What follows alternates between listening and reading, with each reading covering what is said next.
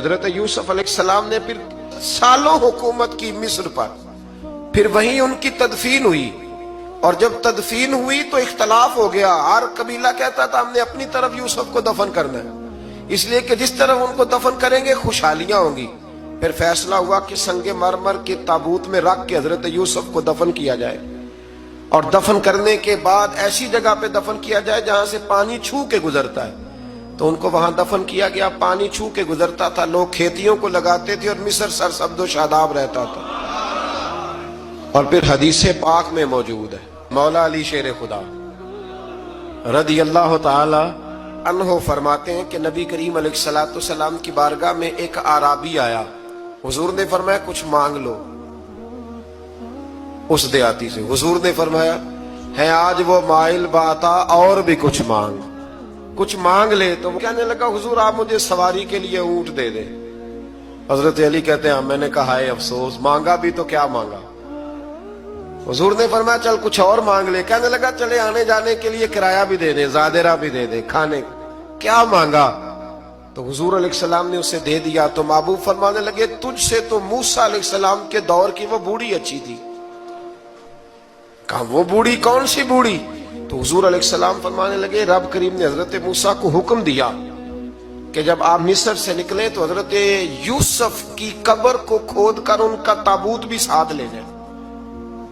حضرت سیدنا موسیٰ علیہ السلام نے عرض کی مالک وہ کیسے پتہ چلے گا؟ فرمایا وہ تو آپ نے خود ہی پتہ کرنا ہے کہ وہ تابوت کہاں ہے۔ وہ دریا کے اندر تھا۔ کیسے پتہ کرتے کرتے پتہ چلا کہ ایک بوڑھی اماں ہے، اسے پتہ ہے تابوت کہاں ہے۔ وہ کدھر ہے تابوت؟ تو بوڑھی اماں کو پتہ ہے۔ حضرت موسیٰ بوڑھی کے پاس گئے، کہنے لگے اماں وہ تجھے پتہ ہے یوسف کی قبر کہاں؟ کہنے لگی پتہ ہے۔ تو کہا اماں پھر بتا دو۔ کہنے لگے مفت میں بتا دوں، نبی کے مزار کا ایڈریس اور فری میں بتا دوں، یہ کیسے ہو سکتا ہے؟ تو حضرت سیدنا موسیٰ فرمانے لگے چل قیمت لے۔ طبرانی کی حدیث ہے، حضور بیان فرماتے ہیں حضرت موسیٰ کہنے لگے بتا کیا لے گی؟ کہنے لگی مجھے نہ جنت میں وہ والا مکان دلائیں جس کے پڑوسی موسیٰ علیہ السلام ہو، میری اور آپ کی دیوار کٹھی ہو۔ کیا عقیدہ کند؟ اللہ اکبر۔ تو حضرت موسیٰ کہنے لگے چل اماں مہربانی کر جنت مانگ لے، اب تو پڑوس ہی مانگنے لگ گئی ہے۔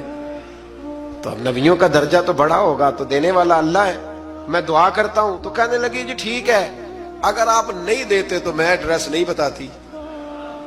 تو حضور فرمانے لگے اس سے تو وہ اچھی تھی۔ حضرت موسیٰ نے عرض کی کہ یا اللہ یہ نہیں بتا رہی تو اب کیا کروں؟ فرمایا موسیٰ وعدہ تو کر لے، مکان میں دے دوں گا، وعدہ کر لے۔ تو حضرت سیدنا یوسف کا مرتبہ دیکھیے کہ ان کے مزار کا پتہ بتانے کے لیے، مزار کا پتہ بتانے کے لیے اس خاتون نے حضرت موسیٰ سے جو قیمت لی وہ یہ تھی کہ میں جنت میں آپ کی پڑوسی بنوں گی پھر ایڈریس بتاؤں گی۔ تو حضرت موسیٰ نے وعدہ کیا، تو پھر اس نے پتہ بتایا کہ فلاں جگہ مزار ہے۔ یہ تقریباً سینکڑوں سال بعد حضرت موسیٰ وہ وہاں سے نکال کے تابوت کو اپنے ساتھ لے کر کے گئے۔